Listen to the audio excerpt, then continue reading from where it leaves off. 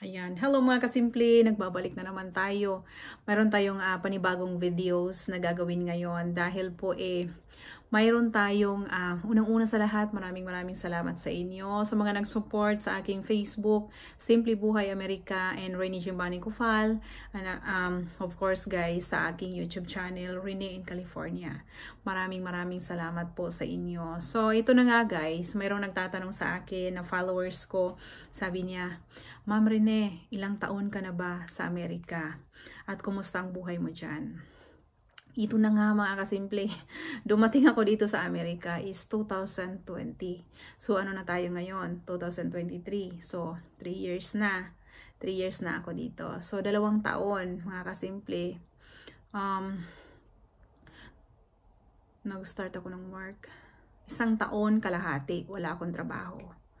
Pumunta ako ng Amerika. So hindi tayo sanay talaga mga kasimple na like wala tayong trabaho.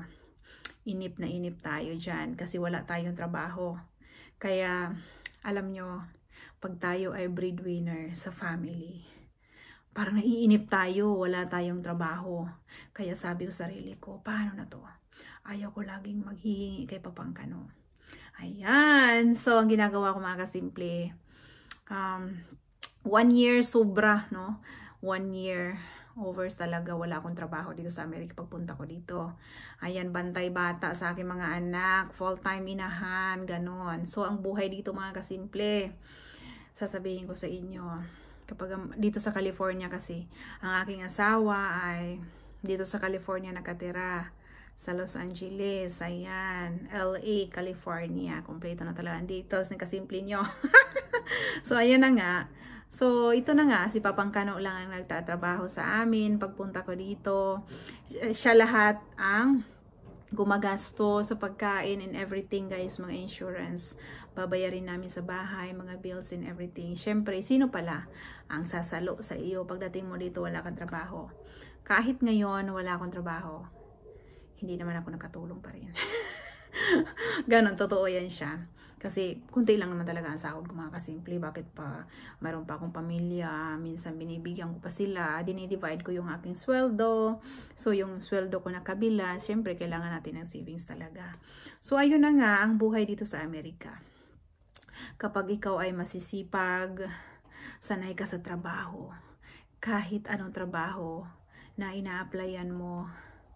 Noon, unang-una mga kasimple, na-failed ako sa pag-apply ng trabaho. Nag-apply ako ng ilang company, 3 company na-applyan ko. Sa restaurant or sa ibang mga department store, nag-apply ako, hindi ako natanggap. Ito na nga, pag-apply ko sa isang company, na yun na nga ngayon kung saan ako nagtatrabaho. Ito na, natanggap ang kasimple nyo. Minsan mga kasimple, sinasabi ko sa sarili ko, pinanginahin na talaga ako. Hinang-hina na ako. Parang ayaw na talaga akong, hindi ako makapagtrabaho dito sa Amerika. Kasi siguro, kanon, sinasabi ko sa asawa ko, uuwi na ako sa Pilipinas. Parang hindi ako makapagtrabaho dito. Sabi ko sa kanya, ano na ako, palamunin lang dito, hindi nakakatulong sa iyo kahit papaano. Tapos minsan, naghihingi pa ako sa asawa ko, pinapadala ko sa parents ko. Alam nyo guys, hiyang-hiya na ako dun. Sabi ko, ayaw ko nitong ganitong buhay. Laging naghihingi, nahihiya na ako. Ayaw ko ng buhay na ito. Laging nagsasabi na, naghahanap ng paraan kung paano kong sabihin na kailangan ko magpadala sa pamilya ko. Paano ko sabihin sa asawa ko na kailangan ng mga kapatid ko ang pera. Kailangan ng mama ko ang pera. Paano ko sabihin yun paulit-ulit kada buwan? Sabi ko, God, bigyan mo naman ako ng trabaho. Sabi ko. Kaya ito mga kasimple, nag-apply ako sa isang company, finally natanggap ako. Finally mga kasimple. Kahit papaano, kahit ang hirap ng trabaho na ginagawa ko, pinasok ko. Dahil sa mahal natin sa buhay na kailangan natin suportahan. Alam kong kailangan ako ng parents ko. Alam kong kailangan din ako ng aking mga kapatid. 'Di ba? Kasi sa atin talaga, alam ko naman talaga ang buhay.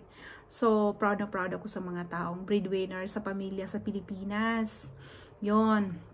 Marami akong nakikita ng mga Filipino dito sa Amerika, ng mga breadwinner talaga. One sa atin sa mga Pilipino na nasa abroad, mga breadwinner talaga yan sila. Oo, alam ko yan mga kasimple, hindi lang po kayo ang nag-experience.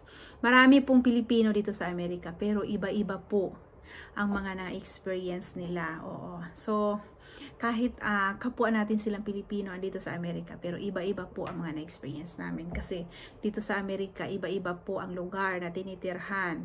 May nakatira sa New York, may nakatira sa California, Ohio, Las Vegas, at Florida. Iba-iba po ang sitwasyon. Kaya, hindi ko ikukumpara sa iba ang aking mga na-experience. Ito lang po ang mga na-experience ko dito. Sarili ko lang to. So, ito lang po ang i-share ko sa inyo.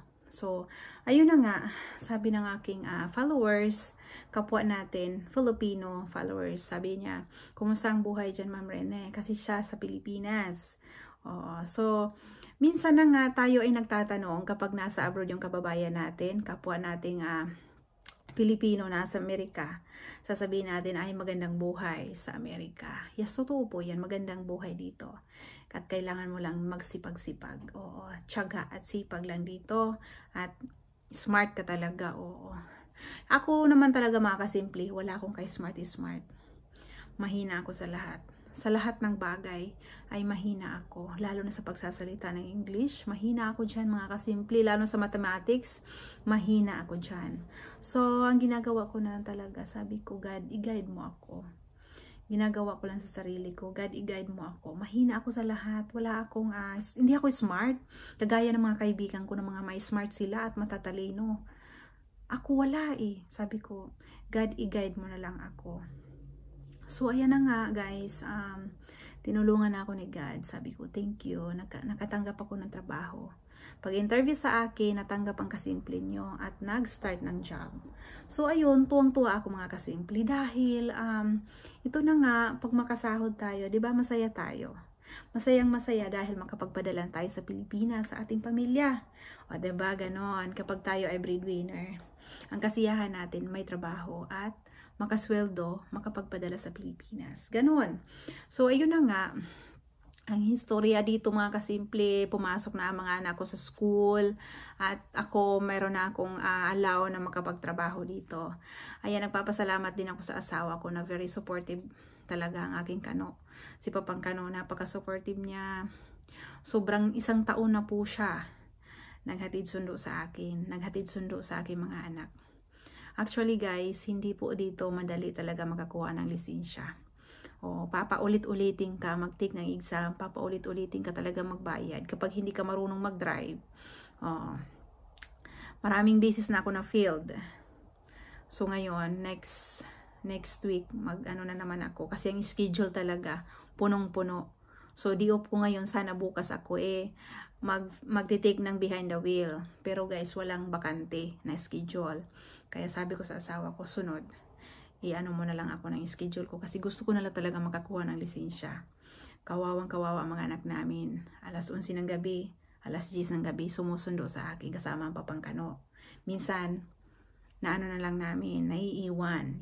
Ito tino-turn on namin yung camera. Pero bawal na bawal yan dito sa Amerika. So, ayun na nga mga kasimple. Kasi tulog na sila, hindi na sila pwedeng dalhin. Naka-turn on lang yung camera sa kanila. So, ito na nga mga experience ko dito sa Amerika. Kapag masisipag ka lang talaga, hindi ka maarte sa trabaho, kahit anong trabaho, kakayanin mo para sa mahal mo sa buhay. Ayun na nga, yun. Kahit magkukuha lang ako ng mga cart. Nung first job ko mga kasimple, kahit ang init-init sa labas, kumukuha ka ng cart at tumutulong ka sa mga customer magkarga ng mga items na binibili nila. O ayan, tapos kukunin mo pa yung mga cart, ipapasok mo pa. May mga malalaking cart, may mga maliliit na cart. So, ayun na nga sabi ko. Minsan nakaka-feel ako ng pagod. Sabi ko, bakit susuko pa ako? Andito na ako.